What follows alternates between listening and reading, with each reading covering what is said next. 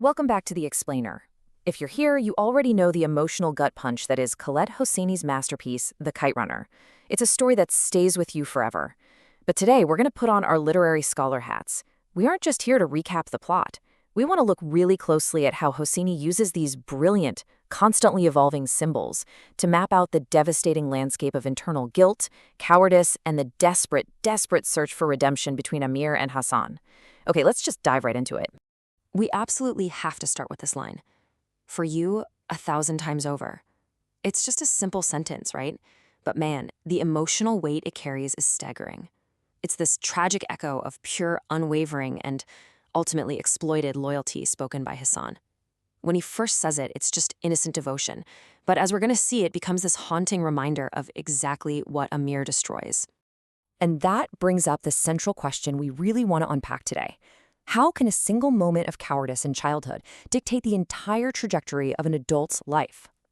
To figure that out, we have to look at how deep-seated guilt and the stark dichotomy between these two boys manifest through the story's narrative symbols.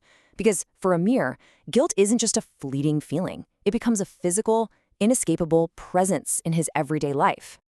Now, to really get to the bottom of their tragic dynamic, we've got to talk about the concept of a literary foil. Basically, Hassan acts as the perfect foil to our protagonist, Amir.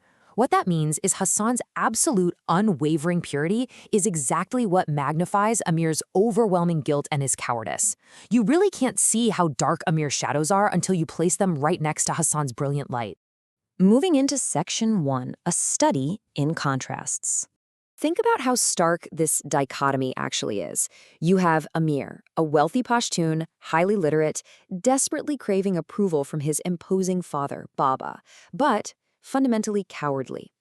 And then you have Hassan, a Hazara servant, illiterate, but defined by pure loyalty and natural bravery. When the neighborhood bully Asef, who, remember, literally idolizes Hitler, comes after them, it's the servant, Hassan, who bravely aims his slingshot to protect the privileged Amir.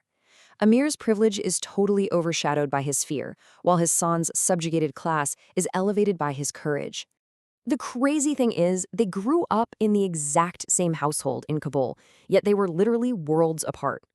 Invisible but totally impenetrable societal walls ensured Amir could continually lord his power over the unsuspecting Hassan. Amir was proud of his literacy, and he'd actually use it to tease Hassan, reading him stories and exploiting the fact that Hassan couldn't read the words himself.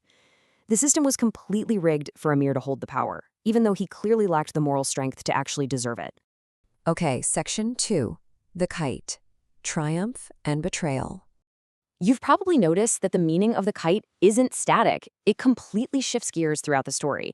It starts out as this shared childhood passion, a symbol of unity, where Hassan shines as this incredibly intuitive kite runner.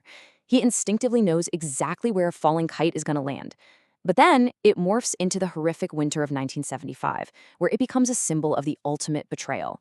And eventually, decades later, it evolves one last time into a tool for redemption. Let's look really closely at that middle phase, the winter of 75.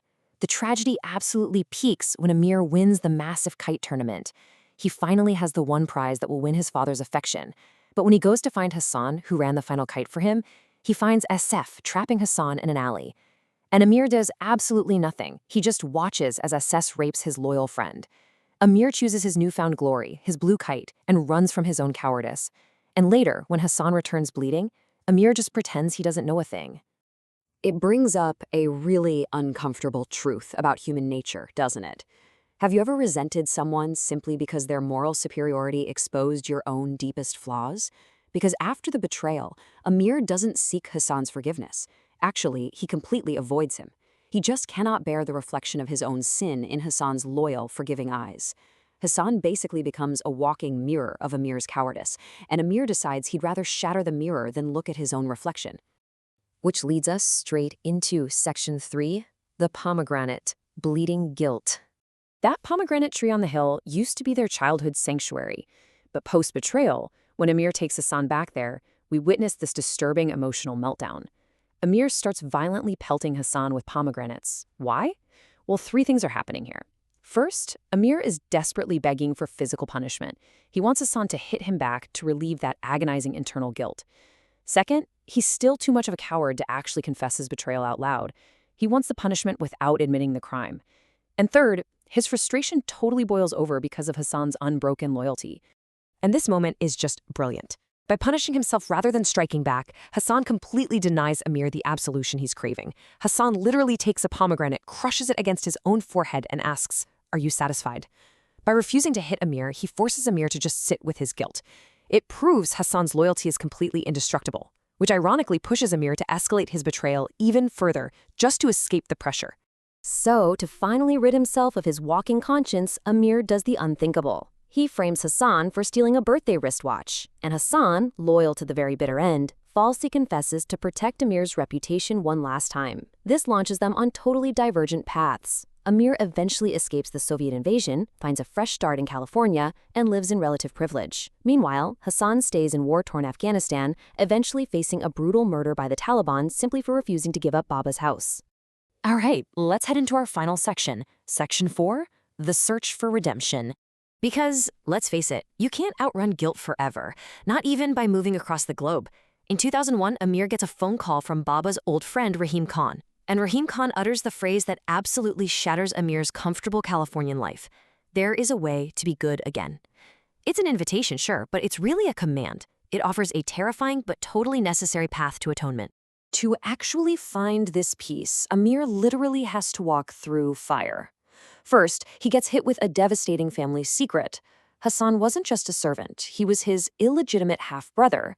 Baba had lied to them both their whole lives. Driven by this massive new weight, Amir has to sneak back into a horrific Taliban-ravaged Kabul. He tracks down Hassan's orphaned son, Surab, and ultimately he has to confront his childhood demon, Asif, and endure a brutal, near-fatal beating to rescue the boy. And this is just a masterpiece of literary symmetry. Think about the physical scars. Asif's beating leaves Amir with a violently split lip. Now, Hassan was born with a hair lip, a physical symbol of his innate subjugation.